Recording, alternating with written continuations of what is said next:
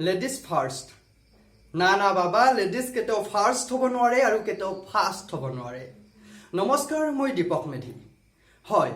ladies কেতিয়াও first হ'ব নোৱাৰে আৰু কেতিয়াও ফাষ্ট হ'ব নোৱাৰে কিয় ক'লো কথাষাৰ আসলতে লেডিজ ফাৰ্ষ্ট বুলি এটা বাক্য আছে এটা লাইন আছে যিটো বাক্যৰ আলম লৈ বহুত মহিলাই ধুনীয়াকৈ সুবিধাবোৰ গ্ৰহণ কৰে আৰু যিটো কথা বহুত পুৰুষে কয় যেতিয়াই আমি লাইনত খাৰা হওঁ যেতিয়াই আমি কিবা এটা অফিচিয়েল কাম কৰিবলৈ যাওঁ যিকোনো কামৰ ক্ষেত্ৰতে যেতিয়া জুম বান্ধিব তেতিয়া ক'ব লেডিজ ফাৰ্ষ্ট অৰ্থাৎ পুৰুষে পিছুৱাই দিব এখোজ আৰু মহিলাই আগবাঢ়ি যাব আৰু সেই সুবিধাটোৱে মহিলাবিলাকে অতি হাঁহি অতি আনন্দৰে লয় যে লেডিজ ফাৰ্ষ্ট মই সিহঁততকৈ আগত আহিলো যদিহে তেনেকুৱা ধৰণৰ সেই মানসিকতাটো থকা যায় তেতিয়া আসলে মোৰ বোধেৰে কাক আমি তেনেকৈ এখোজ পিছুৱাই দি আগবাঢ়ি যাবলৈ দিওঁ যিসকল বিকলাংগ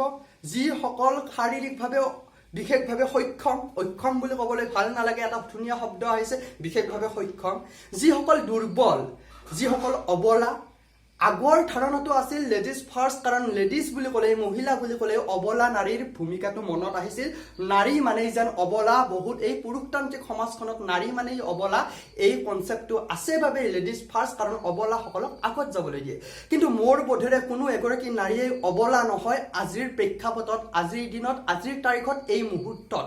প্ৰত্যেক গৰাকী মহিলাই ধুনীয়াকৈ সুন্দৰভাৱে কাম কৰি আছে অফিসত কাম কৰে তাৰ পিছত ঘৰখন সম্ভালে অৰ্থাৎ বিভিন্ন পুৰুষতকৈ এগৰাকী মহিলাই আগত গৈ আছে আগত খুজ কাঢ়ি আছে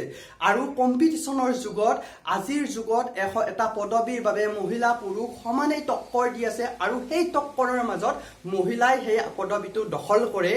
লেডিজ ফাৰ্ষ্ট কনচেপ্টত নহয় তেওঁলোকৰ যোগ্যতা আৰু দক্ষতাৰ বলত কিন্তু আমাৰ একাংশ পুৰুষে কি কৰে লেডিজ ফাৰ্ষ্ট বুলি কৈ তেওঁলোকক আগত যাব দিয়ে এতিয়া মোৰ প্ৰথম বাক্যটো আহিছে যে লেডিজ কেতিয়াও ফাৰ্ষ্ট আৰু ফাষ্ট হ'ব নোৱাৰে কেতিয়া হ'ব নোৱাৰে যদিহে আমি তেওঁলোকক আগত যাবলৈ দিওঁ যে লেডিজ ফাৰ্ষ্ট তেনেকৈ কৈ যদি পুৰুষবিলাকে পিছুৱাই দিয়ে তেতিয়াতো তেওঁলোকে প্ৰথম হ'বই কিন্তু মই কোনো এগৰাকী মহিলাক তেনেকৈ ফাৰ্ষ্ট হোৱাটো নিবিচাৰোঁ মই বিচাৰো এই প্ৰতিযোগিতাৰ যুগত প্ৰতি গৰাকী মহিলাই নিজৰ দক্ষতা আৰু যোগ্যতাৰে ফাৰ্ষ্ট হওক প্ৰথম হওক আৰু তেতিয়াহে তেওঁলোকে ফাৰ্ষ্ট হ'ব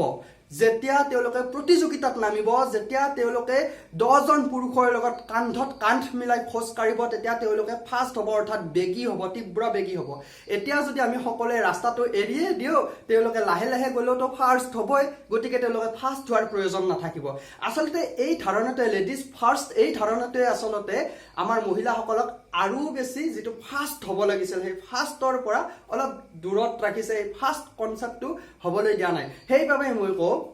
যে লেডিজ ফাৰ্ষ্ট নহয় লেডিজ ফাৰ্ষ্ট হ'ব লাগে আৰু যেতিয়া লেডিজ ফাৰ্ষ্ট হ'বলৈ বুলি আমি উৎসাহিত কৰিম সকলো পুৰুষে এই পুৰুষতান্ত্ৰিক সমাজখনত যেতিয়া লেডিজ ফাৰ্ষ্ট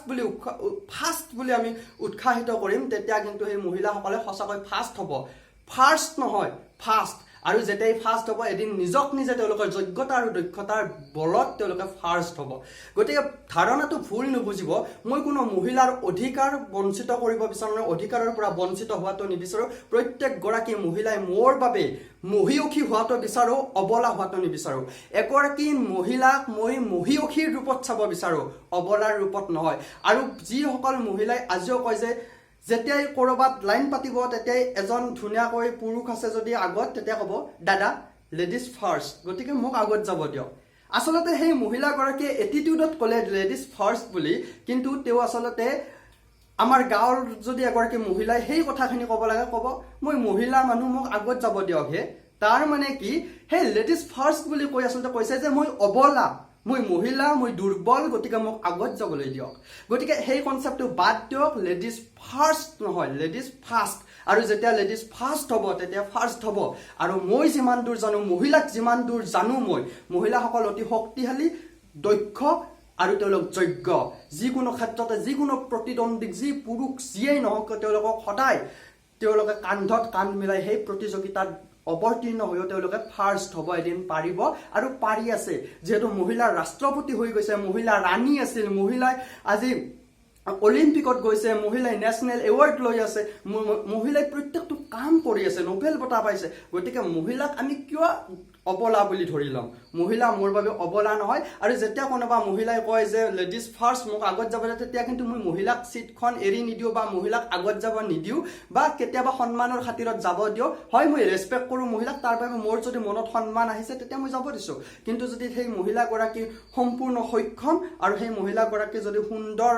দেহৰ অধিকাৰী তেওঁলোক যদি হাত ভৰি সুন্দৰ হৈ আছে তেন্তে তেওঁক মই আগত যাব নিদিও এই কাৰণে নহয় যে মহিলা গৰাকীক বেয়া পাইছো মই এইটো ভাবো যে মোতকৈ তেওঁ মহিলা গৰাকী নিজৰ যোগ্যতা আৰু দক্ষতাৰ বলত আগত যাওক তেতিয়া হয়তো এদিন তেওঁ ফাৰ্ষ্ট হ'ব আৰু সেইবাবে প্ৰতি গৰাকী মহিলাক মোৰ ফালৰ পৰা অনুৰোধ লেডিজ ফাৰ্ষ্ট এই ধাৰণাটো চেঞ্জ কৰি দিয়ক লেডিজ ফাৰ্ষ্ট এই ধাৰণাটো আনক তেতিয়া এদিন লেডিজ ফাৰ্ষ্ট যেতিয়া হ'ব এদিন নিশ্চয় ফাৰ্ষ্টও হ'ব ধন্যবাদ